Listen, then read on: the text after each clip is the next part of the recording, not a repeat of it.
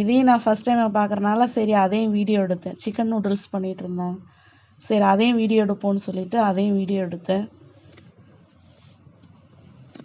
இது பார்த்தீங்களா, பன் பரோட்டானா எப்படின்னா சுற்றி உள்ளது சாதா பரோட்டா, நடுவில் உள்ளதான் பன் பரோட்டாவாம். பன் பரோட்டாக்கு என்ன பண்ணுறாங்கன்னா கொஞ்சம் அதாவது நல்ல கனமாக செஞ்சுட்டு கொஞ்சம் அதிக எண்ணெய் ஊற்றுறாங்க, அவ்வளோதான். அதுதான் பன் பரோட்டா அப்படின்னாங்க. ஆனால் நல்லா இருந்தது, ரொம்ப சூப்பராக இருந்தது. அடுத்த ஃபேமஸ் என்னென்னா எல்லாருக்கும் ரொம்ப பிடிச்ச ஜிகர்தண்டா.